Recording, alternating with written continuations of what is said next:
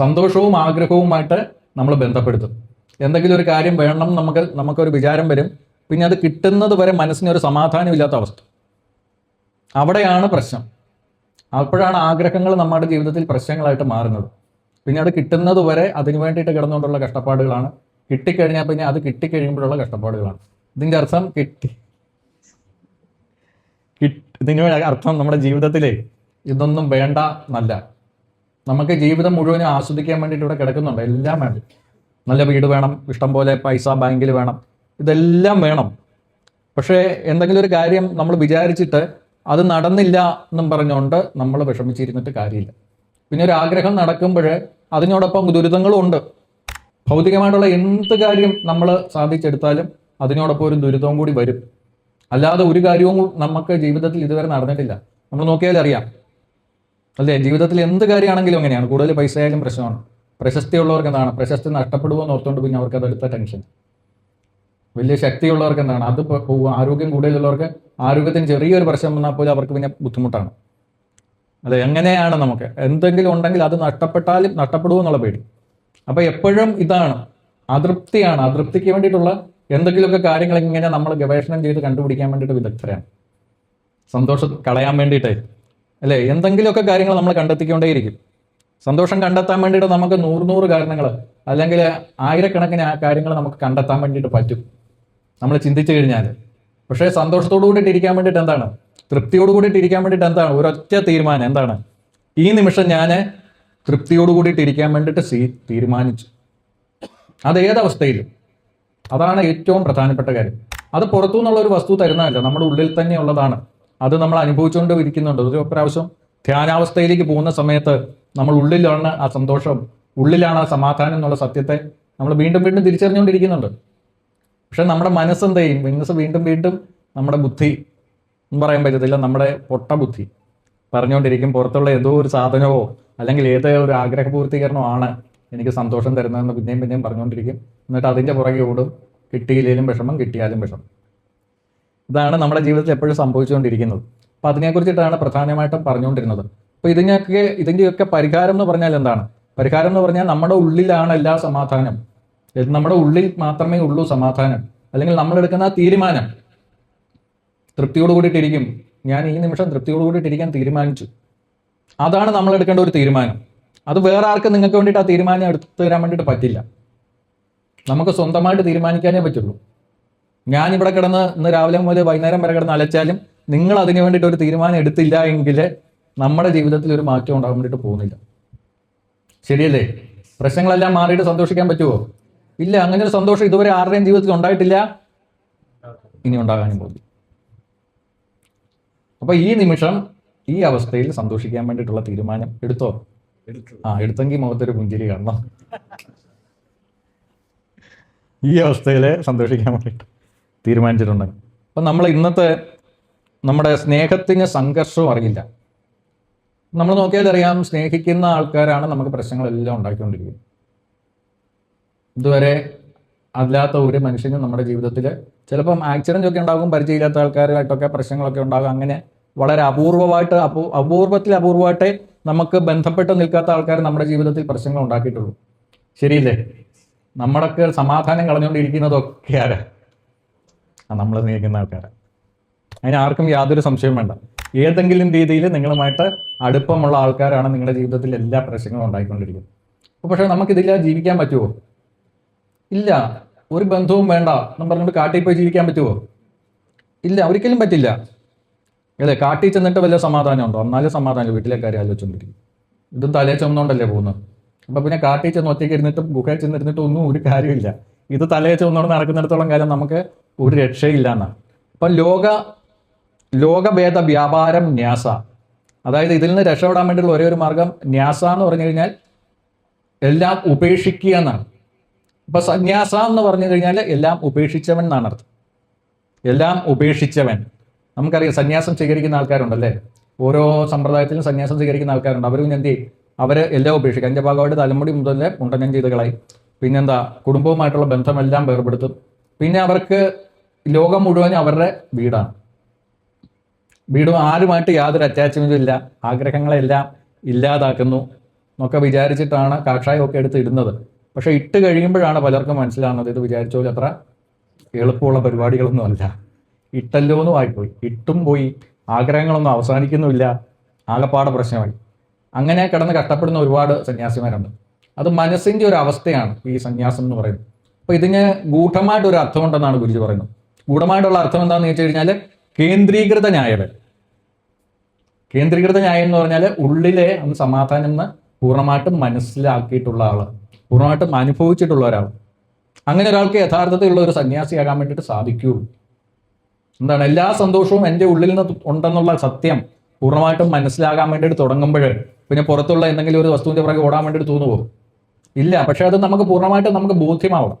എന്താ, എൻ്റെ ഉള്ളിലാണ് മുഴുവൻ സന്തോഷവും സമാധാനവും സ്നേഹവും കിടക്കുന്നതെന്ന് പൂർണ്ണമായിട്ടും നമുക്ക് ബോധ്യമായി കഴിയുമ്പോൾ സന്യാസം സംഭവിക്കും. അല്ല കാഷായം ഇട്ടുകൊണ്ട് മാത്രം എന്താവെന്ന് വരത്തില്ല, സന്യാസി എന്ന് വരത്തില്ല. പല സന്യാസിമാരും അവരുടെ പ്രവർത്തനങ്ങളൊക്കെ കാണുമ്പോഴേ അധികാരത്തിൻ്റെ പുറകെയുള്ള ഓട്ടം കാഷായം ഇട്ടുകൊണ്ടാണ്. നമുക്ക് തോന്നുന്നു എന്തിനാണ് ഇവർ കാഷായം ഇട്ടെന്ന് തോന്നാറുണ്ട്. അപ്പോൾ കാഷായം ഇട്ടെന്ന് പറയുന്നത് അവരെ സന്യാസി എന്ന് വിളിക്കാൻ വേണ്ടിയിട്ട് പറ്റില്ല.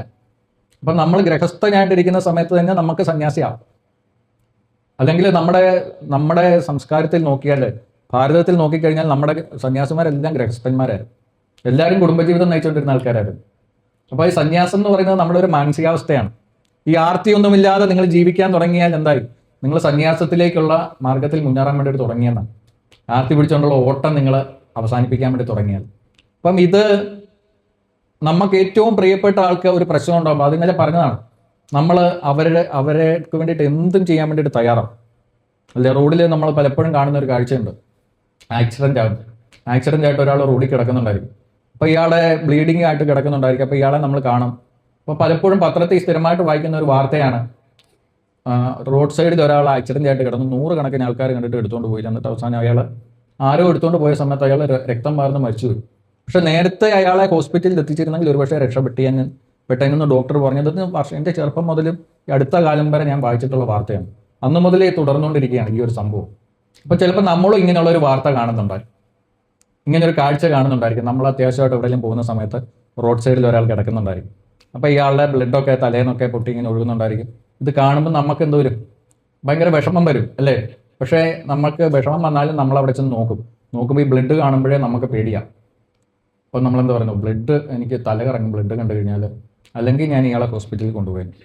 പിന്നെന്താണ് പ്രശ്നം, ഇതിൻ്റെ മണം, ബ്ലഡിൻ്റെ മണം ഭയങ്കര മണമല്ലേ, ഇത് അടിച്ച് എനിക്ക് ഭയങ്കരമായിട്ട് ഛർദ്ദിക്കാൻ വരും. പിന്നെ ഇയാളെ കൊണ്ടുപോയിട്ട് ഇയാളെങ്ങനെ മരിച്ചാലോ, കേസ് നമ്മുടെ പുറത്താവത്തില്ലേ? ആവശ്യമില്ലാത്ത പൊല്ലാപ്പിനൊക്കെ എന്തിനാണ് പോകുന്നത്? പാവം, ആരെങ്കിലും ഇയാളെ ഒന്ന് രക്ഷിച്ചാൽ മതിയായിരുന്നു. നമ്മൾ പ്രാർത്ഥിച്ചിട്ട് നമ്മളങ്ങ് പോകും അല്ലേ? ചിലപ്പോൾ അങ്ങനെ സംഭവിക്കാറുണ്ട്. അല്ലെങ്കിൽ ഞാൻ കല്യാണത്തിന് പോകുമായിരുന്നു, ഏറ്റവും പുതിയ ഡ്രസ്സ് ഇട്ടുകൊണ്ടാണ് പോകുന്നത്. അതിലൊക്കെ ബ്ലഡ് ആവത്തില്ല നമ്മൾ കൊണ്ടുപോകുന്ന സമയത്ത്. പിന്നെ പുതിയ കാറാണ്, കാറിൻ്റെ സീറ്റയിലൊക്കെ ബ്ലഡ് ആവും. ആരെങ്കിലും കൊണ്ടുപോയാൽ മതിയായിരുന്നു ഈശ്വര എന്ന് പ്രാർത്ഥിച്ചിട്ട് നമ്മൾ പോകും. ഇതൊക്കെയാണോ ശരിക്കും ഇയാളെ കൊണ്ടുപോകാത്തതിന് കാരണം?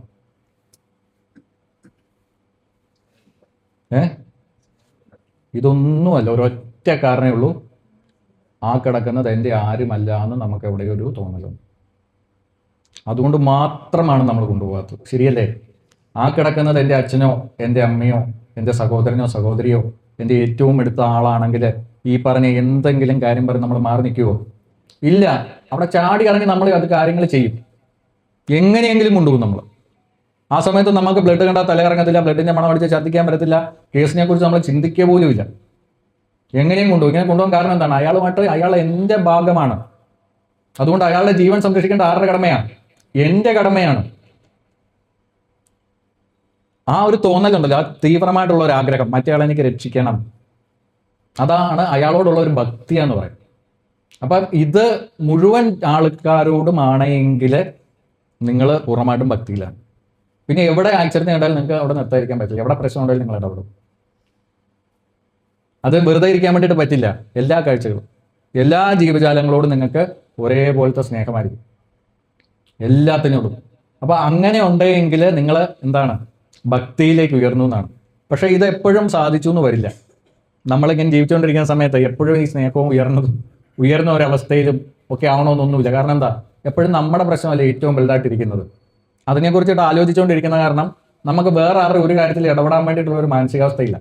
ലോകത്തിലെ ഏറ്റവും ദുരിതം അനുഭവിച്ചിട്ടുള്ള വ്യക്തി ആരാന്നും പറഞ്ഞുകൊണ്ടിരിക്കുന്നത്? ഞാനാണ് നമ്മൾ സ്വയം പ്രഖ്യാപിച്ചിരിക്കുകയാണ്. ലോകത്തിൽ എൻ്റെ കഥ നിങ്ങൾ കേട്ടിട്ടില്ല, കേട്ടാൽ അറിയാം. എല്ലാവരും അങ്ങനെയാണ് വിചാരിച്ചുകൊണ്ടിരിക്കുന്നത്. സ്വന്തം വിഷമമാണ് എല്ലാവർക്കും ഏറ്റവും വലുതായിട്ട് അനുഭവപ്പെട്ടുകൊണ്ടിരിക്കുന്നത്. അത് അങ്ങനെയുള്ളൂ, അങ്ങനെ തന്നെ ഇരിക്കുള്ളൂ. പക്ഷേ ഈ വിഷമം മാറിയിട്ട് നമുക്ക് ആരെങ്കിലും സഹായിക്കാൻ വേണ്ടിയിട്ട് പറ്റുമോ? ഇല്ല, അതൊരിക്കലും നടക്കുന്ന കാര്യമല്ല. നമ്മുടെ എല്ലാ പ്രശ്നങ്ങളും തീർന്നിട്ട് ആരെങ്കിലും സ്നേഹിക്കാൻ തുടങ്ങാം, ആർക്കെങ്കിലും വേണ്ടിയിട്ട് എന്തെങ്കിലുമൊക്കെ ചെയ്യാമെന്നൊക്കെ വിചാരിച്ചു കഴിഞ്ഞാൽ അതൊരിക്കലും നടക്കുന്ന കാര്യമല്ല. എല്ലാവർക്കും ഓരോരോ കഥകളുണ്ട്, അല്ലേ? ആ കഥകൾക്കകത്ത് അവരുടേതായിട്ടുള്ള കുറേ ദുരിതങ്ങളിലൂടെ അവരെല്ലാവരും കടന്നു വന്നുകൊണ്ടിരിക്കുന്നുണ്ട്. അപ്പോൾ പിന്നെ ആര് ചെയ്യും ബാക്കിയുള്ളവർക്ക് വേണ്ടിയിട്ടുള്ള കാര്യങ്ങളൊക്കെ, അല്ലേ? അപ്പോൾ നമുക്ക് അതിനു വേണ്ടിയിട്ട് ഒരൊറ്റ കാര്യം ചെയ്താലേ പറ്റുള്ളൂ, കേന്ദ്രീകൃതനാവുക. പ്രശ്നങ്ങളിൽ നിന്ന് ഒളിച്ചോട്ടമല്ല, കേന്ദ്രീകൃതനാകുക. നമ്മുടെ ഉള്ളിൽ തന്നെയാണ് യഥാർത്ഥത്തിലുള്ള സന്തോഷം ഇരിക്കുന്നത് എന്നുള്ള സത്യം നമ്മൾ തിരിച്ചറിയാൻ വേണ്ടിയിട്ട് തുടങ്ങുമ്പോൾ നമുക്ക് പിന്നെ ഒരു കാര്യത്തിൽ നിന്ന് മാറി നിൽക്കാൻ വേണ്ടിയിട്ട് പറ്റില്ല. നമ്മൾ പിന്നെ എല്ലാവരുടെയും കാര്യങ്ങൾ ഉത്തരവാദിത്വം എടുക്കാൻ വേണ്ടിയിട്ട് തുടങ്ങും. പക്ഷേ ഈ പറഞ്ഞതുപോലെ തന്നെ ഇതൊക്കെ ആണെങ്കിലും ബാക്കി എല്ലാവരും ഉത്തരവാദിത്വം എടുക്കാമെങ്കിലും വീട്ടിലുള്ളവരെ കൈകാര്യം ചെയ്യാനായിരിക്കും ഏറ്റവും പാട്, അല്ലേ? ഏറ്റവും അധികം സ്നേഹിക്കുന്നവരെ കൈകാര്യം ചെയ്യാൻ വേണ്ടിയിട്ടാണ് ഏറ്റവും പാട്. അപ്പം അവിടെ പറയും തസ്മിൻ അനന്യത തത് വിരോധേഷു ഉദാസീന. അതായത് ഉദാസീന ഭാവം എന്നും പറഞ്ഞൊരു ഭാവമുണ്ട്. ഇപ്പം നമ്മൾ നോക്കിയാൽ അറിയാം, നമുക്ക് ഏറ്റവും പ്രിയപ്പെട്ട ആൾ നമ്മളെ വാക്കുകൾ കൊണ്ട് കുറേ മുറിപ്പെടുത്തി. 2 തല്ല് തന്നാലും കുഴപ്പമില്ലായിരുന്നു, ഇയാൾ ഈ വർത്തമാനം പറഞ്ഞ് എനിക്ക് അങ്ങോട്ട് സഹിക്കാൻ പറ്റുന്നില്ല. ഇതാണ് നമ്മുടെ ഏറ്റവും വലിയ പ്രശ്നം, അല്ലേ? 2 തല്ലായിരുന്നെങ്കിൽ അതുകൊണ്ടങ്ങ് നമുക്ക് തീർന്നു. പക്ഷേ അയാളുടെ സംസാരം ഉണ്ടല്ലോ, അതെനിക്ക് സഹിക്കാൻ പറ്റിയില്ല. ഞാൻ മരിക്കുന്നത് ആ വാക്ക് ഞാൻ മറക്കില്ല. ഇതല്ലേ പലപ്പോഴും സംഭവിക്കാറുള്ളതാണല്ലേ? പിന്നെ ഇയാളെ കുറിച്ചിട്ട് ആലോചിക്കുമ്പോൾ നമുക്കങ്ങോട്ട് അസ്വസ്ഥത. എന്നാലും അയാൾ എങ്ങോട്ട് മുഖത്ത് നോക്കി അതങ്ങനെ പറഞ്ഞില്ലേ, ഇത് ഞാൻ എങ്ങനെ സഹിക്കും? എന്നിട്ട് പയ്യെന്താന്ന് ചോദിച്ചു കഴിഞ്ഞാൽ നമുക്ക് ഇയാളോട് ദേഷ്യമാകും. ദേഷ്യം പതിയെ വെറുപ്പാകാൻ വേണ്ടിയിട്ടുള്ള സാധ്യത വളരെ കൂടുതലാണ്. അത് നമ്മുടെ ഏറ്റവും പ്രിയപ്പെട്ട ആളായിരിക്കും ഒരു പക്ഷേ. അപ്പോൾ എന്താ ചെയ്യേണ്ടതെന്നാണ് ഗുരുജി പറയുന്നറിയോ? ആ സമയത്ത് ഉദാസീന ഭാവം കൊണ്ടുവരിക.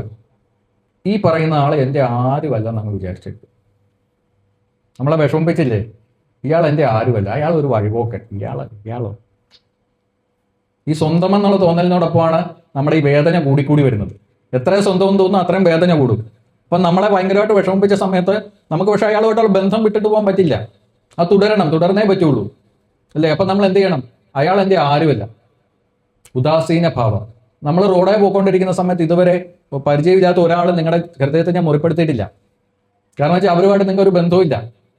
അവർക്ക് എന്ത് സംഭവിച്ചാലും നിങ്ങൾക്കൊരു പ്രശ്നവുമില്ല. നമ്മൾ ഏറ്റവും കൂടുതൽ സ്നേഹിക്കുന്ന ആളാണ് നമുക്ക് പ്രശ്നം ഉണ്ടായിക്കൊണ്ടിരിക്കുന്നത്. അപ്പം ഉദാസീന ഭാവം കൊണ്ടുവരിക. ഇയാൾ എൻ്റെ ആരുമല്ല എന്ന് കുറച്ച് സമയത്തേക്ക് അങ്ങ് വിചാരിച്ചേക്കുക. അയാളൊരു ശൂന്യത, ശൂന്യനായിട്ടുള്ള ഒരു മനുഷ്യൻ നടക്കുന്നു എന്ന് വിചാരിക്കുക കുറച്ച് സമയം. ആ ഉദാസീന ഭാവം കൊണ്ടുവന്ന് കഴിയുമ്പോൾ നമ്മുടെ ഉള്ളിലെ ആ ദേഷ്യം പതിയെ മാറാൻ വേണ്ടിയിട്ട് തുടങ്ങും. പിന്നെ പതിയെ തിരിച്ച് നമുക്ക് സ്നേഹത്തിലേക്ക് വരാം. അല്ലെങ്കിൽ എന്താ സംഭവിച്ചുകൊണ്ടിരിക്കുന്നത്? ഈ ദേഷ്യം പതിയെ വെറുപ്പാകും. അത് പിന്നെ പതിയെ അകൽച്ചയാകാൻ വേണ്ടിയിട്ട് തുടങ്ങും. ഈ വെറുപ്പെല്ലാം കൂടെ നമ്മുടെ ഉള്ളിൽ ഇങ്ങനെ വെച്ചുകൊണ്ടിരിക്കും. പിന്നെ അത് നമ്മൾ ഒരവസരം കിട്ടുമ്പം അയാളുടെ പുറത്തേക്ക് നമ്മുടെ ഉള്ളിലെല്ലാം കൂടെ എടുത്ത് ചാടിക്കും, അല്ലേ? ഇങ്ങനെ നമ്മളൊരു പകരം വീട്ടാൻ വേണ്ടിയിട്ട് ഒരു സമയം നോക്കിയിരിക്കും. പകയും വിദ്വേഷമൊക്കെ ഇങ്ങനെ അങ്ങോട്ടും കൂടിക്കൊണ്ടേയിരിക്കും. അപ്പോൾ ഇതുണ്ടാവാതിരിക്കാൻ വേണ്ടിയിട്ട് ഗുരുജി പറയുന്ന ഒരു കാര്യം ഇതാണ്, സ്നേഹത്തിലേക്ക് തിരിച്ചു വരാൻ വേണ്ടിയിട്ട് എന്താണ്? ഉദാസീന ഭാവം. അത് എവിടെയൊക്കെയാണോ സംഘർഷം ഉണ്ടാകുന്നത് അവിടെയൊക്കെ കൊണ്ടുവരണമെന്നാണ് പറയുന്നത്. എവിടെയൊക്കെ സംഘർഷം ഉണ്ടാകുന്നു, ഇപ്പോൾ ഓർഗനൈസേഷനിൽ ഒരു പ്രശ്നം ഉണ്ടാകുന്നുണ്ട്, അവിടെ ഉദാസീന ഭാവം. ഞാൻ അതിൻ്റെ ഭാഗമല്ല എന്നങ്ങ് വിചാരിച്ചേക്കുക കുറച്ച് സമയത്തേക്ക്. എന്നാൽ മാത്രമേ നിങ്ങൾക്ക് അതിൻ്റെ പ്രശ്നത്തിലേക്ക് പോകാൻ വേണ്ടിയിട്ട് പറ്റുള്ളൂ, പ്രശ്ന പരിഹാരത്തിൻ്റെ പുറത്തേക്ക് പോകാൻ വേണ്ടിയിട്ട് പറ്റുള്ളൂ. അല്ലെങ്കിൽ നിങ്ങളും പ്രശ്നത്തിൻ്റെ ഭാഗമായിട്ട് മാറും, നിങ്ങളതിൻ്റെ ഭാഗമായിട്ട് തീരും. പിന്നെ തർക്കത്തിൻ്റെ ഭാഗമായിട്ട് നിങ്ങളും കൂടെ തീരും, അല്ലേ? രണ്ടുപേർ തർക്കിച്ചുകൊണ്ടിരിക്കുന്ന സമയത്തേ അവർക്ക് രണ്ടുപേർക്കും ആ പ്രശ്നം തീർക്കാൻ പറ്റുമോ? ഇല്ല. രണ്ടുപേരും ജയിക്കാൻ വേണ്ടിയിട്ടുള്ള ഭയങ്കരമായിട്ടുള്ള തത്രപ്പാടിലായിരിക്കും, അല്ലേ? ആ സമയത്ത് അവർക്ക് പരിഹാരം ഉണ്ടാക്കാനേ പറ്റില്ല. പക്ഷേ ഒരാളും കൂടെ ഉണ്ടായിരുന്നു, അയാൾ പെട്ടെന്ന് തന്നെ ഇതിൻ്റെ പ്രശ്നത്തിൽ നമ്മളോട് മാറിക്കഴിഞ്ഞാൽ പിന്നെ അയാൾക്ക് വേണമെങ്കിൽ അവിടെ ഒരു പരിഹാരം കൊണ്ടുവരാൻ വേണ്ടിയിട്ട് പറ്റും. ശരിയാണോ? യെസ്. അപ്പോൾ ആ പ്രശ്നത്തിൽ നിന്ന് ഒളിച്ചോട്ടമല്ലത്, അവിടെ ഒരു ഉദാസീന ഭാവം. ഇപ്പം ഈ സാഹചര്യം എൻ്റെ അല്ല, ഞാൻ ഇതിൻ്റെ ഭാഗമല്ല അങ്ങ് തീരുമാനിക്കുക. ഈ ഉദാസീന ഭാവം കൊണ്ട് നമുക്ക് വീണ്ടും എന്തിലേക്ക് തന്നെ തിരിച്ചു വരാം? ആ ഹാർമണിയിലേക്ക്, ആ സ്നേഹത്തിലേക്ക് തിരിച്ചു വരാം. ഇത് വളരെ പ്രധാനപ്പെട്ട ഒരു കാര്യമാണ് കേട്ടോ.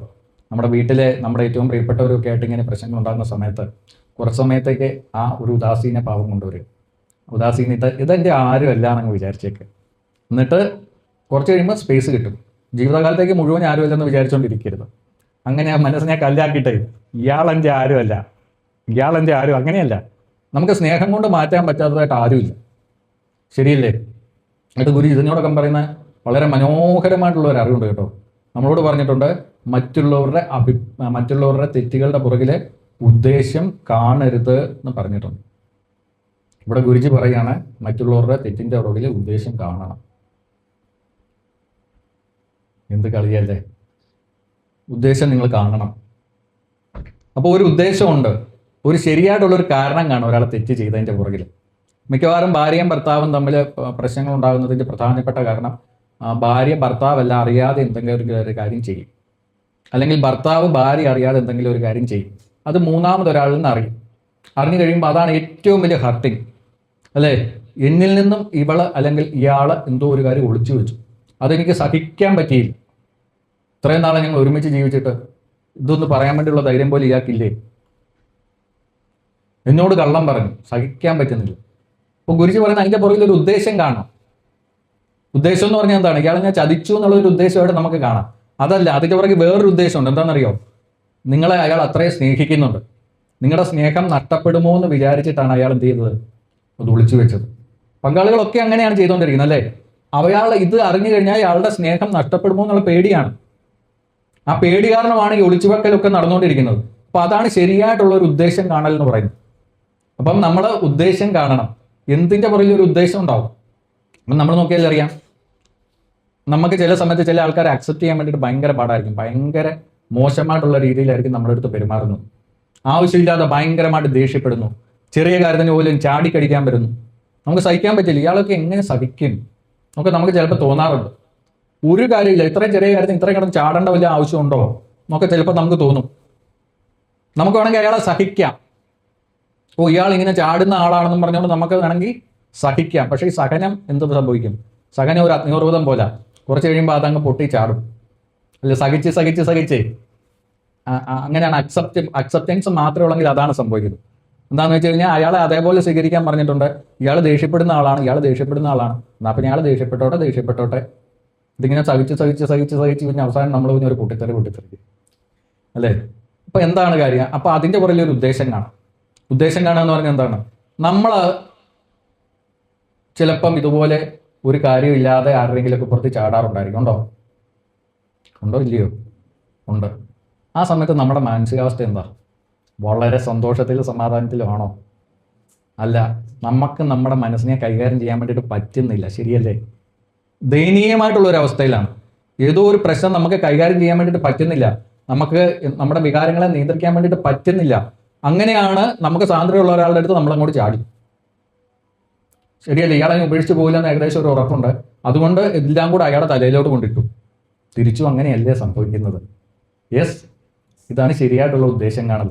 അപ്പം നമുക്ക് മനസ്സിലാക്കാം, നമ്മുടെ അടുത്ത് ഒരാൾ ഒരു കാര്യവുമില്ലാതെ അതിഭയങ്കരമായിട്ട് ദേഷ്യപ്പെടുന്നുണ്ടെങ്കിൽ ഒന്നെങ്കിൽ ഇയാൾക്ക് ശാരീരികമായിട്ട് എന്തോ വലിയൊരു പ്രശ്നമുണ്ട്, അയാൾക്ക് അത് കൈകാര്യം ചെയ്യാൻ വേണ്ടിയിട്ട് പറ്റുന്നില്ല, അല്ലെങ്കിൽ മാനസികമായിട്ടുള്ള എന്തൊക്കെയോ സമ്മർദ്ദങ്ങളിലൂടെ ഇയാൾ കടന്നു പോയിക്കൊണ്ടിരിക്കുകയാണ്.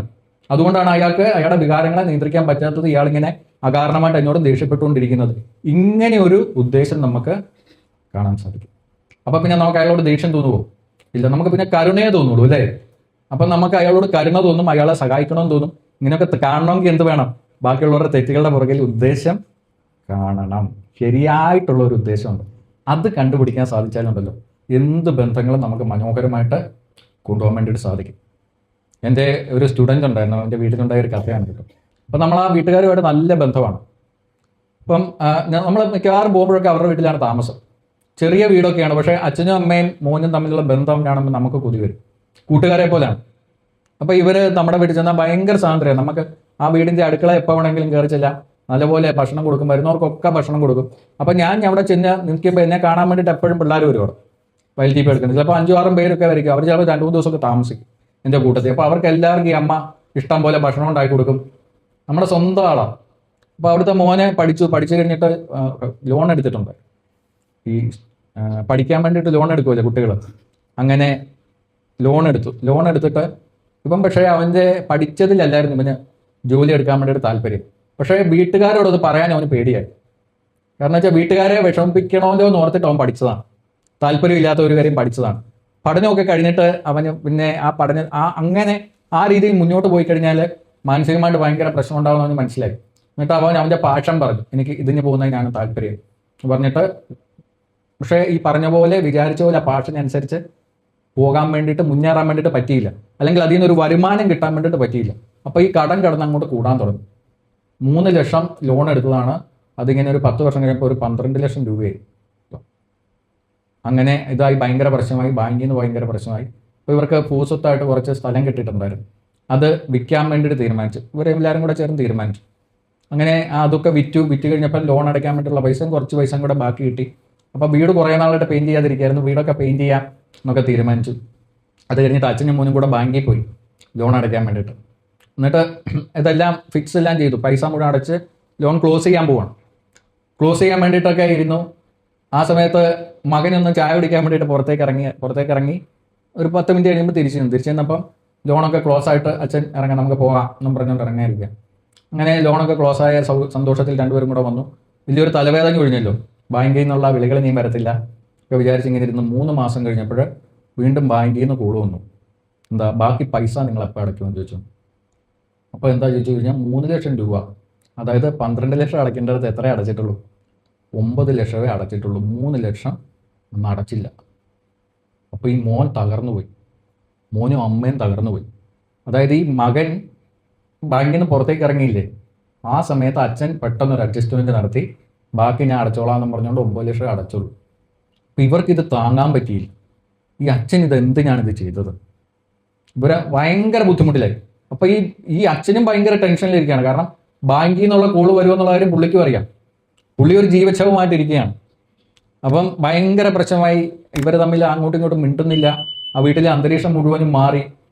അങ്ങനെ എന്നെ വിളിച്ചപ്പോൾ ഞാൻ പറഞ്ഞു, എന്തായാലും നമുക്കറിയാവുന്ന ആളല്ലേ അച്ഛൻ ഒരിക്കലും അങ്ങനെ മോശം. അപ്പോൾ ഇവർ പറയും, സാറേ എന്തിനായി പൈസ ചിലവാക്കിയെന്നൊന്ന് അറിഞ്ഞാൽ മതി, നിങ്ങൾക്ക് വേറെ വല്ല ബന്ധം വല്ലതും ഉണ്ടോ, അല്ലെങ്കിൽ ഇതിൻ്റെ ഇടയ്ക്ക് ഈ 3 ലക്ഷം രൂപ മാറ്റേണ്ട വല്ല ആവശ്യമുണ്ടോ, ഇതെന്തായിരിക്കും കാരണം, ഇതൊന്ന് പറഞ്ഞാൽ പോരെ.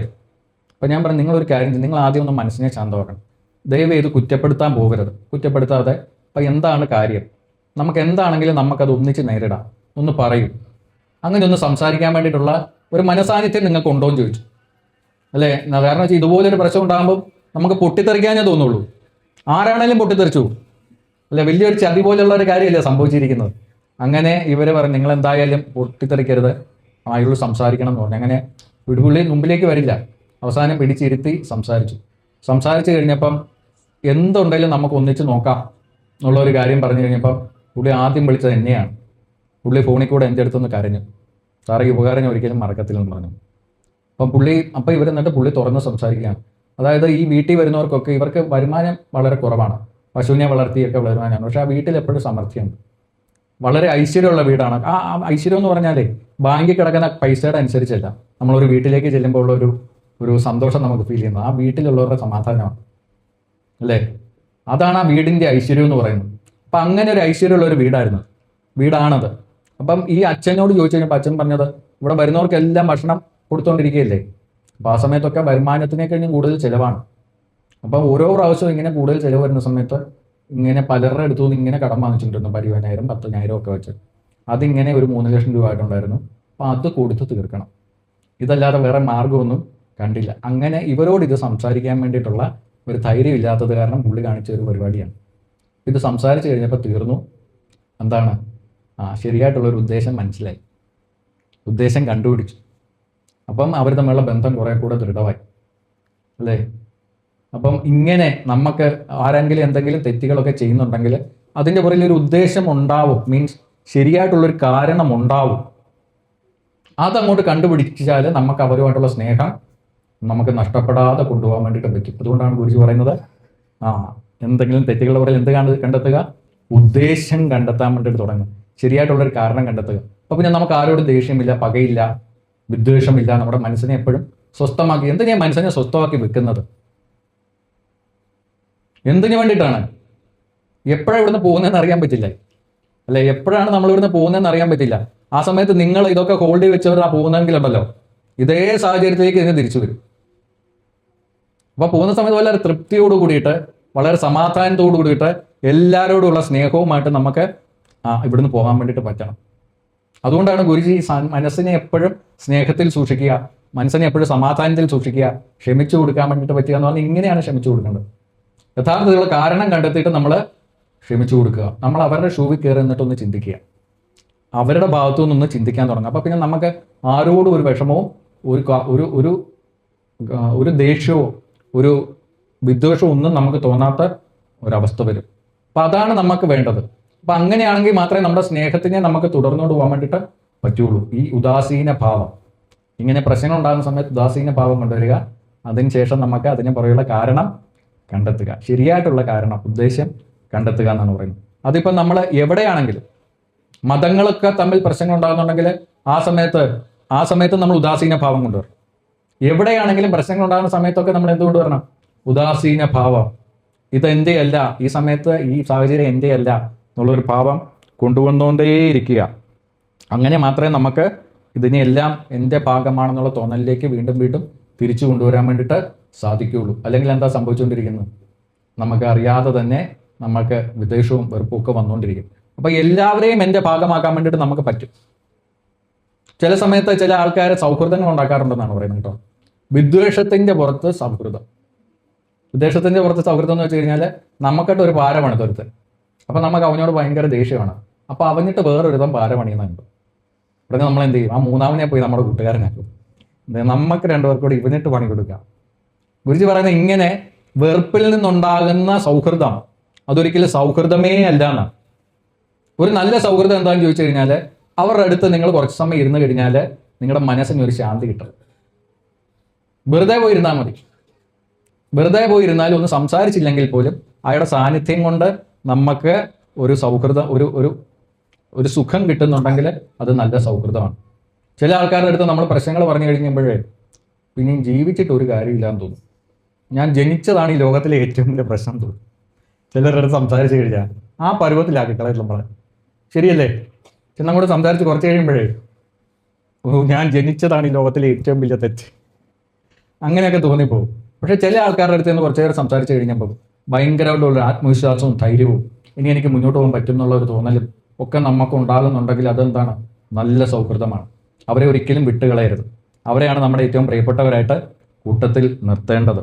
പിന്നെ അന്യാശ്രയണം ത്യാഗോ അനന്യത, ഇത് വളരെ വളരെ പ്രധാനപ്പെട്ട കാര്യമാണ് കേട്ടോ.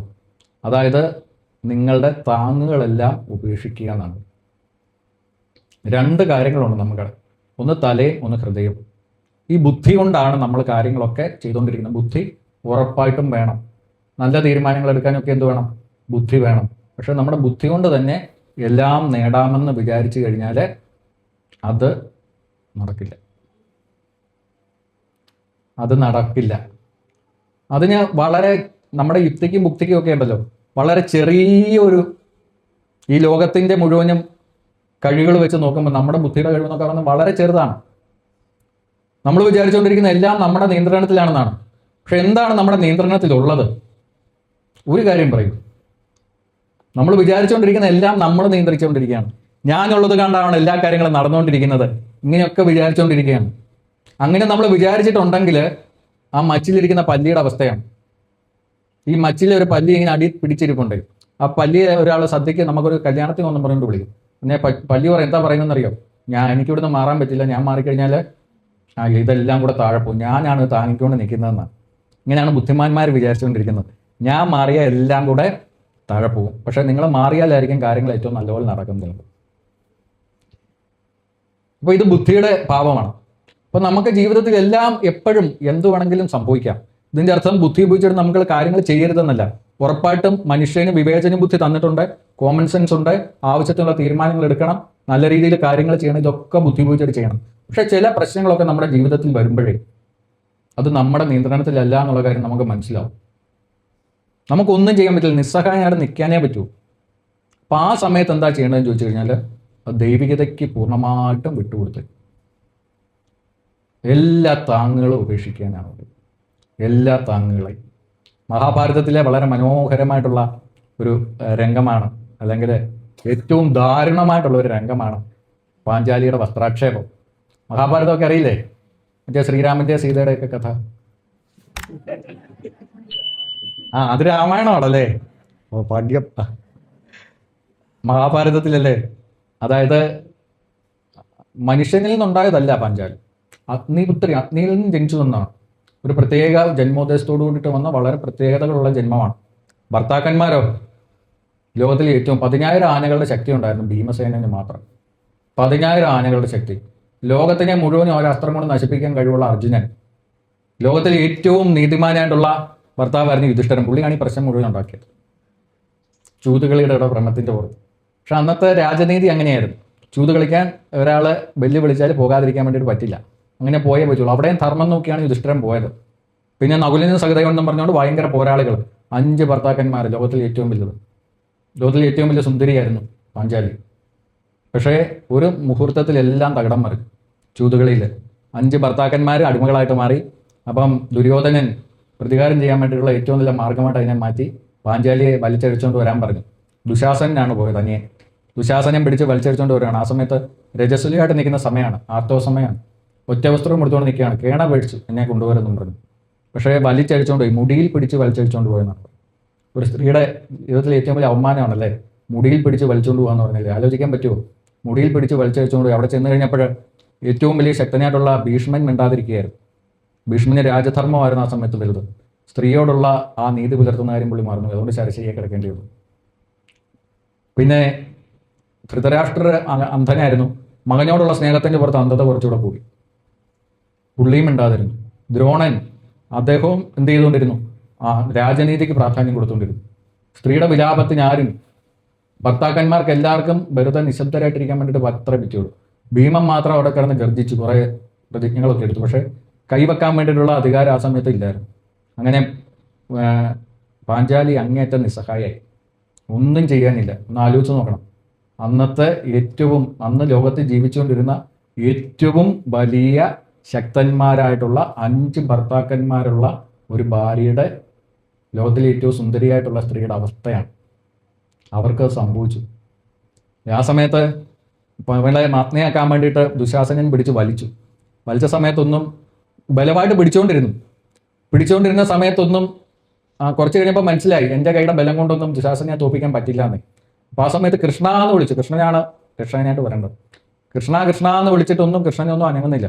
അവസാനം പിടിപൊയിടും എന്നുള്ള കാര്യം ഏകദേശം ഉറപ്പായ സമയത്ത് കൃഷ്ണൻ, ഇദ്ദേഹം പാഞ്ചാലി 2 കൈയും ഇങ്ങനെ ഉയർത്തിയിട്ടേ കൃഷ്ണ എന്ന് വിളിച്ചെന്നാണ്. അവസാനത്തെ പിടിയും വിട്ടു. പിന്നെയാണ് അത്ഭുതം സംഭവിച്ചത്. മഹാഭാരതത്തിൽ പറയുന്നുണ്ടല്ലോ, ഭഗവാൻ കൃഷ്ണൻ നിറഞ്ഞ കണ്ണുമായിട്ട് ഗദ്ഗത കണ്ടനായിട്ട്, അതായത് ചെരുപ്പ് പോലും വിടാതെ പാഞ്ഞു വന്ന് അവിടെ വന്നിട്ട് മറഞ്ഞു നിന്നുകൊണ്ട് വിവിധ തരത്തിലുള്ള വസ്ത്രങ്ങൾ പാഞ്ചാലിക്ക് കൊടുത്തുകൊണ്ടേയിരുന്നു എന്നാണ്. എല്ലാം ഉപേക്ഷിച്ചു. ഈ രക്ഷിക്കുമെന്ന് വിചാരിച്ച ഒരു കാര്യവും രക്ഷിക്കത്തില്ല എന്നുള്ള സത്യം പൂർണ്ണമായിട്ടും ബോധ്യമായി. ആ സമയത്താണ് ആ 2 കൈയും വിട്ടുകൊണ്ടുള്ള വിളി അവിടെ സംഭവിച്ചത്. അപ്പം ഭഗവാൻ കൃഷ്ണന് പിന്നെ പ്രവർത്തിക്കാതെ തരമില്ല. അപ്പം ഇന്ന് പറഞ്ഞതുപോലെ തന്നെയാണ് നമ്മളുടെ ജീവിതത്തിലും നമ്മൾ വിചാരിച്ചുകൊണ്ടിരിക്കുന്ന പല കാര്യങ്ങളും, നമ്മൾ സുരക്ഷയെന്ന് പറഞ്ഞുകൊണ്ടിരിക്കുന്ന പല കാര്യങ്ങളില്ലേ. എൻ്റെ ആരോഗ്യം, ഇതാണ് ആദ്യത്തത്. എൻ്റെ ശരീരത്തിൻ്റെ ബലം, എൻ്റെ ബന്ധുബലം, എൻ്റെ ഭർത്താവ്, എൻ്റെ ഭാര്യ, എൻ്റെ മക്കള്, എൻ്റെ വീട്, ഞാൻ ബാങ്കിൽ സൂക്ഷിച്ചിട്ടുള്ള പണം, ഞാൻ സമ്പാദിച്ച സ്വത്ത്, ഇതൊക്കെയാണ് നമ്മളെ രക്ഷിക്കുന്നതെന്ന് വിചാരിച്ചുകൊണ്ടിരിക്കുകയാണ്.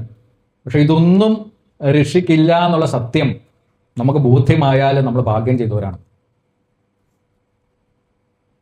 ആ ഒരു അവസ്ഥയിലേക്ക് നമ്മളെ ഈശ്വരൻ കൊണ്ടുവന്ന് എത്തിച്ചിട്ടുണ്ടെങ്കിൽ പിന്നെ പിടിക്കാൻ വേണ്ടിയിട്ട് ആ ദൈവികത മാത്രമേ ഉള്ളൂ. ഈശ്വരൻ മാത്രമേ ഇനി എന്നെ രക്ഷിക്കാനുള്ളൂ എന്നുള്ളൊരു ഉറപ്പ് വന്നാൽ പിന്നെ ബാക്കി എല്ലാത്തിലും നമ്മൾ വിട്ടുപോകും. പിന്നെ ആ ഒരു പിടുത്തം നമ്മളങ്ങ് പിടിക്കും. അപ്പം നമ്മുടെ എല്ലാ താങ്ങുകളെയും നമ്മൾ ഉപേക്ഷിച്ച് കഴിയുമ്പോൾ പിന്നെ ഭഗവാനെ വെറുതെ ഇരിക്കാൻ വേണ്ടിയിട്ട് പറ്റില്ല. പിന്നെ അവിടെ പ്രവർത്തിക്കാൻ വേണ്ടിയിട്ട് തുടങ്ങും. അപ്പം എല്ലാ താങ്ങുകളും ഉപേക്ഷിക്കാൻ വേണ്ടിയിട്ടാണ് പറയുന്നത് ഭഗവാൻ. ഇതിൻ്റെ അർത്ഥം നമ്മൾ നമ്മുടെ കഴിവുപയോഗിച്ചിട്ട് കാര്യങ്ങൾ ചെയ്യരുതെന്നല്ല. ഇത് പല രീതിയിൽ നമുക്ക് വ്യാഖ്യാനിച്ചെടുക്കാം. ഒരുത്തൻ കിടന്ന് കഷ്ടപ്പെടുന്നുണ്ടോ ഭഗവാൻ? അപ്പം നമ്മളിത് കണ്ടിട്ടേ പറയുകയാണേ, എല്ലാ താങ്കളും ഉപേക്ഷിക്കാൻ വേണ്ടിയിട്ട് ഭഗവാൻ പറഞ്ഞിട്ടുണ്ട്. അതുകൊണ്ട് ഭഗവാൻ വന്ന് രക്ഷിച്ചോളും, നമുക്കിവിടെ വെറുതെ ഇരിക്കാം. ഭഗവാനല്ലേ വന്ന് രക്ഷിക്കേണ്ട ആള്. അതങ്ങനെയല്ല, നമ്മളാണ് ഭഗവാനായിട്ട് അവിടെ ചെല്ലേണ്ടത്. നമ്മളവിടെ ഭഗവാനായിട്ട് മാറണം. പക്ഷേ നമുക്കൊരു പ്രശ്നം ഉണ്ടാകുന്ന സമയത്ത് നമുക്ക് ആരെങ്കിലും രക്ഷിക്കാൻ വരുമെന്ന് പറഞ്ഞിട്ട് കാത്തിരിക്കേണ്ട. നമ്മൾ ഭഗവാന് വേണ്ടിയിട്ട് കൊടുക്കുക. പക്ഷേ ഭഗവാൻ നേരിട്ട് വരുമെന്നും പ്രതീക്ഷിക്കരുത്. ആ സമയത്ത് നമ്മൾ പ്രതീക്ഷിക്കാത്ത രൂപത്തിൽ ആരെങ്കിലും ഒക്കെ നമ്മളുടെ അടുത്തേക്ക് വരുന്നുണ്ടായിരിക്കും. അവരെ ഭഗവാനായിട്ട് കണ്ടോണം. അല്ലാതെ ഞാനൊരു താങ്ങം സ്വീകരിക്കില്ല എന്നും പറഞ്ഞുകൊണ്ട് ഇരിക്കരുത്. അങ്ങനത്തെ മണ്ടത്തരവും കാണിക്കരുത്. ഏതെങ്കിലും രൂപത്തിലൊക്കെ ഈശ്വരൻ വരും നമ്മുടെ ജീവിതത്തിലേക്ക് സഹായമായിട്ട്. ബാക്കിയെല്ലാം വിട്ട് കഴിയുമ്പോഴേ അവസാനത്തെ ഒരു പിടിയായിട്ട് അത് വരും. ആ ഒരു വിശ്വാസമാണ് നമ്മളുടെ ഉള്ളിൽ കുറയ്ക്കേണ്ടത്. എന്തൊക്കെ സംഭവിച്ചാലും എന്നെ രക്ഷിക്കാൻ വേണ്ടിയിട്ട് ഒരു ശക്തി ഉണ്ട്. ഇവിടെ നാരദഭക്തി സൂത്രയിൽ അദ്ദേഹം ഗുരുജി ഒരു കഥ പറയുന്നുണ്ട്. ഉഗാണ്ടയിൽ തലമുറകളായിട്ട് താമസിച്ചുകൊണ്ടിരുന്ന ഒരു ഫാമിലിയാണ്. അവർക്ക് ആദ്യം അവിടെ ടേപ്പ് റെക്കോർഡർ നിർമ്മാണ കമ്പനിയായിരുന്നു. അപ്പോൾ അന്ന് തന്നെ അവർ കോടികളുണ്ടാക്കി. പിന്നെ ടെലിവിഷൻ നിർമ്മാണം വന്നപ്പോൾ ടെലിവിഷൻ്റെ കമ്പനി. അങ്ങനെ ഒരു 10 തലമുറയ്ക്ക് കഴിയാൻ വേണ്ടിയിട്ടുള്ള സ്വത്ത് അവരെ അവിടെ സമ്പാദിച്ചായിരുന്നു ഉഗാണ്ടയിൽ. അങ്ങനെ അവിടെ പട്ടാള അട്ടിമറി നടന്നു. വിദേശത്തു നിന്ന് വന്നവരൊക്കെ 24 മണിക്കൂറിനുള്ളിൽ സ്ഥലം വിട്ടു പൊക്കോളാനുള്ള നിർദ്ദേശം കിട്ടിയാലേ വെടികൊണ്ട് ചാവും. അങ്ങനെ ഈ കോടികൾ, എത്ര കോടി ബാങ്കിലുണ്ടെന്ന് അവർക്കറിയില്ലായിരുന്നു. ഫാക്ടറി എല്ലാം ഉപേക്ഷിച്ചിട്ട് അവർ അഭയാർത്ഥികളായിട്ട് UK വന്നു കുടുംബസമേതം. ഇത്രയും കോടികൾ ആസ്തികളുള്ള അവർ പിന്നെ കുറേ നാൾ ജീവിക്കാൻ വേണ്ടിയിട്ട് UK തെരുവുകളിൽ ഹോട്ട് ഡോഗ് എന്ന് പറഞ്ഞാൽ ഈ ബ്രെഡ് വെച്ചിട്ടുള്ള ഒരു സാധനമാണ് കേട്ടോ. ഈ എന്താ പറയുന്നത്, നമ്മുടെ സാൻഡ്വിച്ച് പോലത്തെ ഒരു സാധനം, അത് വിറ്റുകൊണ്ടാണ് അവർ ജീവിച്ചുകൊണ്ടിരുന്നത്. എന്നിട്ട് ഗുരുജിയെ കണ്ടിട്ട് പറയണം, ഗുരുജി ഈ സംഭവത്തിലൂടെ ഞങ്ങൾക്കൊരു കാര്യം മനസ്സിലായി. നമ്മൾ ഈ രക്ഷിക്കുമെന്ന് പറഞ്ഞുകൊണ്ടിരിക്കുന്ന ഒരു സാധനവും നമ്മളെ രക്ഷിക്കാൻ വേണ്ടിയിട്ട് പോകുന്നില്ല. ആ ഒരു സത്യം എനിക്ക് മനസ്സിലായെന്ന് പറഞ്ഞു. അപ്പം നമ്മൾ ഇതിൻ്റെ അർത്ഥം ഇതൊന്നും സമ്പാദിക്കരുതെന്നല്ല. ഇതെല്ലാം വേണം. നമ്മുടെ ഭാര്യ വേണം, ഭർത്താവ് വേണം, മക്കൾ വേണം, അവരെയൊക്കെ നമുക്ക് ആശ്രയിക്കാം. ഇതൊക്കെ വേണം. അങ്ങോട്ടും ഇങ്ങോട്ടും സഹായിച്ചുകൊണ്ട് നമുക്ക് കുടുംബ ബന്ധങ്ങളൊക്കെ മുന്നോട്ട് പോകാൻ വേണ്ടിയിട്ട് പറ്റുള്ളൂ. പക്ഷെ അൾട്ടിമേറ്റ് ആയിട്ട് ഇവരാരെങ്കിലും നിങ്ങളെ രക്ഷിക്കും എന്ന് വിചാരിക്കേണ്ട. ഒരു കാര്യമാണ് എനിക്ക് വളരെ എപ്പോഴും എൻ്റെ മനസ്സിൽ ഇങ്ങനെ പറയുന്ന ഒരു കാര്യമാണ്. ആത്മാവിൽ നിന്നും അന്യമായി എന്തിനെ ആശ്രയിച്ചാലും അതൊക്കെ നമുക്ക് ദുഃഖം തരും. എന്താണ്? ആത്മാവിൽ നിന്നും അന്യമായി എന്തിനെ ആശ്രയിച്ചാലും അതൊക്കെ നമുക്ക് ദുഃഖവും കൂടി തരും. അപ്പം നമ്മുടെ ആത്മാവെന്ന് പറഞ്ഞാൽ എന്താണ്? നമ്മുടെ ഉള്ളിലെ ഈശ്വരൻ അല്ലെങ്കിൽ ഗുരുവാണ്. അപ്പം നമുക്ക് ആശ്രയിക്കാവുന്ന ഒരു ശക്തി അതാണ്. അതിലങ്ങ് പൂർണ്ണമായിട്ടും വിട്ടുകൊടുക്കുക. നിങ്ങളുടെ പ്രശ്നങ്ങൾ അത് വിട്ടുകൊടുത്തിട്ടുണ്ടല്ലോ, നിങ്ങളുടെ ഇച്ഛയ്ക്കനുസരിച്ച് കാര്യം നടക്കണമെന്നല്ല തീരുമാനിക്കേണ്ടത്. ഭഗവാന്റെ ഇച്ഛയ്ക്കനുസരിച്ച് നടക്കട്ടെ. അതാണ് ഒരു ഭക്തൻ ചെയ്യേണ്ട ഒരു കാര്യം. എൻ്റെ ആഗ്രഹത്തിനനുസരിച്ച് കാര്യങ്ങൾ നടത്തണമെന്നല്ല പറയേണ്ടത്. എന്താണോ ഭഗവാന്റെ ഇച്ഛ, ഭഗവാൻ അറിയില്ലേ നിങ്ങൾക്ക് എന്താ ഏറ്റവും നല്ലത് വേണമെന്ന്? നമുക്കാണ് അറിയാവുന്നത്, ഈശ്വരനാണ് അറിയാവുന്നത്. ഈശ്വരനാണ് അറിയാവുന്നത് അല്ലേ? ഓരോ സമയത്ത് എന്താണ് വേണ്ടതെന്ന് ഈശ്വരനെ മാത്രമേ അറിയുള്ളൂ. അപ്പൊ അത് നമ്മൾ ഭഗവാന് വിട്ടുകൊടുത്തിട്ട്, ഭഗവാനെ അങ്ങയുടെ ഇച്ഛ എൻ്റെ ജീവിതത്തിൽ നടക്കട്ടെ, ആ ഒരു തീരുമാനം അങ്ങോട്ട് എടുത്തിട്ട് സ്വസ്ഥമായിട്ടിരിക്കുക. എന്താണോ നിങ്ങൾക്ക് ജീവിതത്തിൽ ഏറ്റവും ആവശ്യമായിട്ടുള്ളത് അതൊക്കെ കിട്ടും. എല്ലാം വരും, എല്ലാം വന്നുകൊണ്ടേയിരിക്കും. നമ്മുടെ ഇതിലൊരു ഗുരു സ്തോത്രത്തിൽ മനോഹരമായിട്ടുള്ളൊരു ശ്ലോകമുണ്ട്. ത്വമേവ മാതാച പിതാ ത്വമേവ, ത്വമേവ ബന്ധുശ്ച സഖാ ത്വമേവ, ത്വമേവ വിദ്യാ ദ്രവിണം ത്വമേവ, ത്വമേവ സർവം മമ ദേവദേവ. അതായത് നമ്മൾ വിചാരിച്ചുകൊണ്ടിരിക്കുന്ന നമ്മളുടെ മാതാപിതാക്കളോ സുഹൃത്തുക്കളോ നിങ്ങൾ ആർജിച്ച ധനമോ ഇതൊന്നും നിങ്ങളെ രക്ഷിക്കാൻ പോകുന്നില്ല. രക്ഷിക്കുന്നത് ഭഗവാനെ അങ്ങ് മാത്രം. അപ്പം നമ്മുടെ ജീവിതത്തിൽ വരുന്ന അനുഭവങ്ങളൊക്കെ നമ്മുടെ കർമ്മങ്ങളാണ്. അത് സ്വീകരിക്കാൻ വേണ്ടിയിട്ട് അങ്ങ് തയ്യാറാകുക. ഭഗവാന്റെ ഇച്ഛയാണ്. അതിനെ എതിർക്കാൻ പോകുമ്പോഴാണ് ഈ പ്രശ്നം. നിങ്ങൾ വിചാരിക്കുന്നുണ്ടോ ഗുരു അറിയാതെ നിങ്ങളുടെ ജീവിതത്തിൽ എന്തെങ്കിലും ഒരു കാര്യം നടക്കുമെന്ന്? അങ്ങനെയാണെങ്കിൽ അതിനെ ഗുരു എന്ന് വിളിക്കാൻ വേണ്ടിയിട്ട് പറ്റില്ല. നിങ്ങളൊരു ഗുരുവിനെ സ്വീകരിച്ചിട്ടുണ്ടെങ്കിൽ ഗുരു അറിയാതെ നിങ്ങളുടെ ജീവിതത്തിൽ ഒരു കാര്യവും നടക്കില്ല. പിന്നെ നമുക്ക് എന്തിനാണ് പരാതി പറയാൻ വേണ്ടിയിട്ടുള്ളത്? എല്ലാം ഗുരുവിന്റെ പ്രസാദമാണ്. പക്ഷെ നമുക്ക് എന്താണെന്നറിയോ? നമ്മൾ വിചാരിച്ച രീതിയിൽ കാര്യങ്ങൾ നടക്കണം. അവിടെയാണ് പ്രശ്നം. അപ്പം നമ്മൾ എന്തെങ്കിലുമൊക്കെ ദുഃഖങ്ങളിലൂടെ കടന്നു പോയിട്ടുണ്ടെങ്കിൽ, നമ്മൾ കൂടുതൽ പ്രശ്നങ്ങൾ, നമ്മൾക്കൊക്കെ സുദർശനക്രിയ കഴിഞ്ഞപ്പോൾ നല്ല കുറേ അനുഭവങ്ങൾ ആദ്യം കുറേ കിട്ടിയിട്ടുണ്ടാവും. എല്ലാവർക്കും അങ്ങനെയാണ് കേട്ടോ. അതൊരു പരസ്യം വിഭാഗമാണ്. ആധ്യാത്മികതയിലേക്ക് വരുമ്പോഴുള്ള ഒരു പരസ്യ വിഭാഗമാണ്. കാര്യങ്ങളെല്ലാം വളരെ സ്മൂത്തായിട്ട് പൊയ്ക്കൊണ്ടിരിക്കും. കാര്യങ്ങളെല്ലാം വളരെ മനോഹരമായിട്ട് പൊയ്ക്കൊണ്ടിരിക്കും. നമ്മൾ ചെല്ലുന്നിടത്തെല്ലാം വളരെ മനോഹരമായിട്ടിരിക്കും. പിന്നെ നമ്മൾ ഗുരുമണ്ഡലത്തിലേക്ക് ഇങ്ങോട്ട് അടുക്കാൻ തുടങ്ങുമ്പോൾ ഉണ്ടല്ലോ, പ്രശ്നങ്ങൾ അങ്ങോട്ട് കൂട്ടാൻ തുടങ്ങും. അങ്ങനെ പ്രശ്നങ്ങൾ കൂടുന്നുണ്ടെങ്കിൽ അതിൻ്റെ അർത്ഥം എന്താണെന്ന് ചോദിച്ചു കഴിഞ്ഞാൽ ഗുരു നിങ്ങളെ അടുപ്പിച്ചുകൊണ്ടേയിരിക്കുകയാണ് നിങ്ങളിലേക്ക്. കാരണം വെച്ചാൽ അതൊക്കെ കൊണ്ട് നിങ്ങൾക്ക് ബാക്കിയെല്ലാ പിടികളൊക്കെ വിടാൻ വേണ്ടിയിട്ട് പറ്റുള്ളൂ. അല്ലെങ്കിൽ അതെന്നെ രക്ഷിക്കും ഇതെന്നെ രക്ഷിക്കും എന്നൊക്കെ വിചാരിച്ചുകൊണ്ട് നമ്മൾ വെറുതെ ആവശ്യമില്ലാത്ത ഓരോ കാര്യത്തിൽ പിടിച്ചുകൊണ്ടിരിക്കും. ആ പിടികളൊക്കെ നമ്മളെ വിടിയിച്ചുകൊണ്ടിരിക്കുന്നതാണ്. ആ വിടിയിച്ച് ഇനി ഭഗവാൻ മാത്രമേ ഉള്ളൂ രക്ഷ എന്നുള്ള അവസ്ഥയിലേക്ക് നമ്മൾ എത്തിക്കഴിയുമ്പോൾ നമ്മൾ എന്തിനാണ് ഈ ഭൂമിയിലേക്ക് വന്ന ആ ലക്ഷ്യത്തിലേക്ക് നമ്മൾ എത്തും. അപ്പൊ ദുരിതങ്ങളും വിഷമങ്ങളും ഈ പാർട്ടി വന്നവർക്കൊക്കെ ഉണ്ട്, നോക്കിയാൽ അറിയാം. എല്ലാവർക്കും ഏതെങ്കിലും കുറേ നാൾ ഈ പാർട്ടി നിന്ന് കഴിയുമ്പോൾ ഏതെങ്കിലുമൊക്കെ രീതിയിലുള്ള പ്രശ്നങ്ങൾ അത് ഭയങ്കരമായിട്ടുണ്ടാവും, താങ്ങാൻ പറ്റാത്ത രീതിയിലുള്ള. അപ്പൊ നമ്മൾ വിചാരിക്കും ഗുരു ഉണ്ടായിട്ട് ഇതൊക്കെ താങ്ങാൻ പറ്റുന്നില്ലേ, മാറ്റാൻ പറ്റുന്നില്ലേ, എനിക്കെന്താണ് ഇങ്ങനെയൊക്കെ സംഭവിക്കുന്നത്, ഒരു ചോദ്യം വേണമെങ്കിൽ നമുക്ക് ചോദിക്കാം. പക്ഷേ നമ്മുടെ കർമ്മം അത് അനുഭവിക്കാതെ നിവർത്തിയില്ല. അത് ഗുരുവിൻ്റെ കൂട്ടത്തിലാകുമ്പോൾ അതിൻ്റെ നമ്മളെ താങ്ങാൻ വേണ്ടിയിട്ട് ഗുരു അവിടെ ഉണ്ട്. ആ ഒരു വിശ്വാസം നമ്മുടെ ഉള്ളിൽ അങ്ങോട്ട് ഉറപ്പിക്കുക. ആ ഒരു വിശ്വാസമാണ് നമുക്ക് എപ്പോഴും നമ്മുടെ രക്ഷയായിട്ടിരിക്കുന്നത്. പിന്നെ എൻ്റെ ആഗ്രഹത്തിനല്ല, ആരുടെ ആഗ്രഹത്തിനാണ് കാര്യങ്ങൾ നടക്കേണ്ടത്? ഗുരുവിൻ്റെ അനുഗ്രഹത്തിന്, ഗുരുവിൻ്റെ ഇഷ്ടത്തിനനുസരിച്ച് കാര്യങ്ങൾ നടക്കട്ടെ. അതങ്ങോട്ട് ഒന്ന് ഉറപ്പിച്ചോണം. പിന്നെ നമുക്ക് ഒരു കാര്യവും നമ്മളെ വിഷമിപ്പിക്കാൻ വേണ്ടിയിട്ട് പറ്റില്ല. ഭഗവാൻ ബുദ്ധൻ ഒരു കസിൻ ഉണ്ടായിരുന്നു, ദേവദത്തൻ എന്നായിരുന്നു പേര്. അപ്പോൾ ഭഗവാൻ ബുദ്ധനെ ഈ ബോധോദയമൊക്കെ കിട്ടിക്കഴിഞ്ഞപ്പം ഇയാൾക്ക് ഭയങ്കര ആയിട്ടുള്ള അസൂയായി ബുദ്ധഭഗവാനോടെ, സിദ്ധാർത്ഥനോട്. അപ്പോൾ എങ്ങനെയെങ്കിലും ഇങ്ങേരെ തട്ടണം, ഇതാണ് ഇയാളുടെ ചിന്ത. പല രീതിയിലുള്ള മാർഗങ്ങൾ നോക്കി, പക്ഷെ അതൊന്നും ഭഗവാനെ ബാധിച്ചില്ല.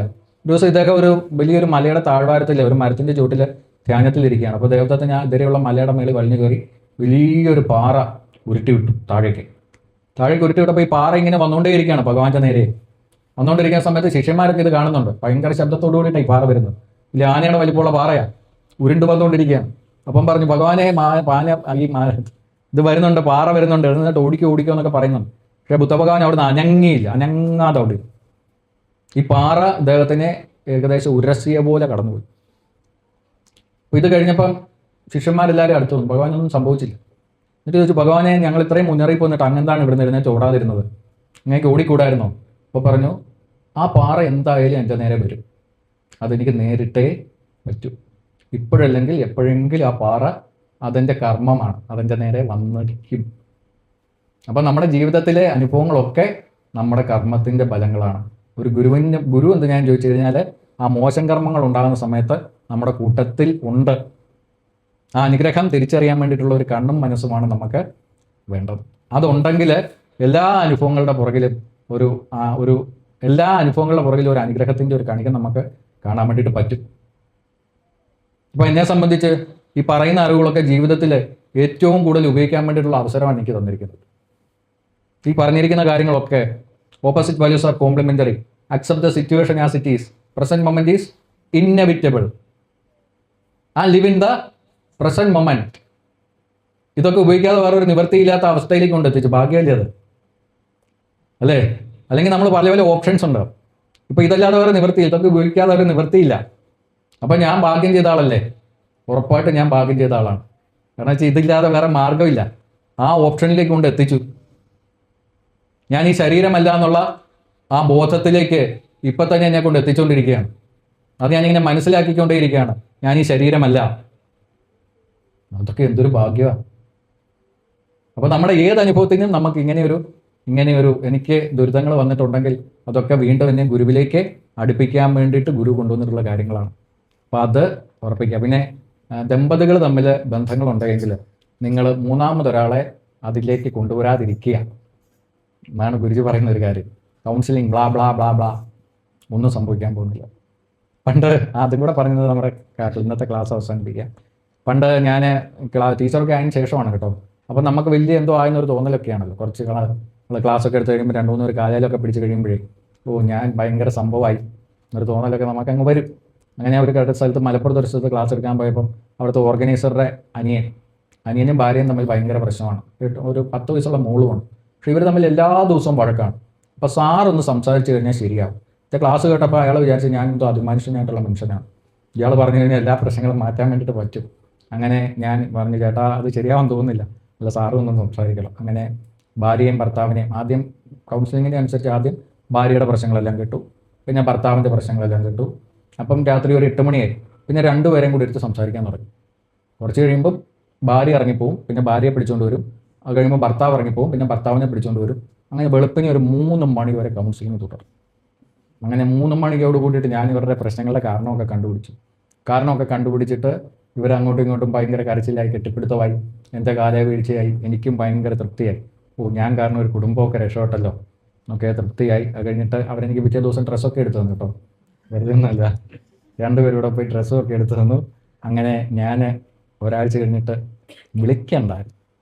ഞാൻ ആ ചേട്ടനെ വിളിച്ചു, ചേട്ടാ ഇപ്പം എങ്ങനെയാണ്? സാറേ പിന്നെയും പ്രശ്നമാണ്. എന്താ ഇപ്പം പ്രശ്നം? നിങ്ങൾ എന്നാലും എൻ്റെ കാര്യം ആ സാറിനോട് പറഞ്ഞില്ലേ എന്നും പറഞ്ഞുകൊണ്ട് രണ്ടുപേരും വീണ്ടും അടിയാണ്. അതോടുകൂടിയിട്ട് ഞാൻ ഈ ഫാമിലി കൗൺസിലിംഗ് എന്നുള്ള പരിപാടി സ്റ്റോപ്പ് ചെയ്യും. ഇപ്പം ആരെങ്കിലും വിളിച്ചാൽ എന്താ പറയുന്നറിയോ? നമുക്ക് നല്ലൊരു വക്കീലിനെ കാണാം, നിങ്ങളിങ്ങനെ പോയിട്ട് ഒരു കാര്യമില്ല, വെറുതെ എന്തിനാ രണ്ടുപേരും ജീവിതം നശിപ്പിക്കുന്നു. അതങ്ങോട്ട് പറഞ്ഞു കൊടുക്കുമ്പോൾ എന്നാൽ പിന്നെ അവരങ്ങ് സ്വന്തമായിട്ട് തീരുമാനിക്കും, എന്നാൽ പിന്നെ ഒരുമിച്ച് ജീവിക്കാം. അപ്പം ഭാര്യയും ഭർത്താവും തമ്മിൽ ബന്ധമുണ്ടെങ്കിൽ ഈ പറഞ്ഞ പോലെ മൂന്നാമതൊരാളെ താങ്ങായിട്ട് എടുക്കണ്ട, അവർ പരസ്പരം താങ്ങായിട്ട് പോകണം. നമ്മുടെ കുടുംബത്തിലുള്ളവരെല്ലാവരും അങ്ങനെയാണ്. കുടുംബത്തിൽ പ്രശ്നമുണ്ടെങ്കിൽ അവർ പരസ്പരം താങ്ങാവേണ്ട ആൾക്കാരാണ്, അങ്ങോട്ടും ഇങ്ങോട്ടും താങ്ങാവണം കുടുംബ ബന്ധത്തിൽ. പിന്നെ നമ്മളെ കൊണ്ട് പറ്റാത്തതാണെങ്കിൽ നമ്മൾ ഈശ്വരന് പൂർണ്ണമായിട്ടും വിട്ടുകൊടുക്കുക, സ്വസ്ഥമായിട്ട് ഇരിക്കുക. അപ്പോൾ എല്ലാ താങ്ങുകളെയും ഉപേക്ഷിക്കുക. എപ്പോഴാണ് എൻ്റെ ബുദ്ധി കൊണ്ട് ഈ പ്രശ്നത്തിന് പരിഹാരം ഉണ്ടാവുന്നില്ല എന്ന് മനസ്സിലാകുന്ന സമയത്ത് എല്ലാ താങ്ങുകളും ഉപേക്ഷിച്ചിട്ട് സ്വസ്ഥമായിട്ട് ഇരിക്കുക. അപ്പോൾ നമ്മളുടെ 3-ാമത്തെ ദിവസത്തെ നാരദ ഭക്തിസൂത്ര അവസാനിക്കുകയാണ്.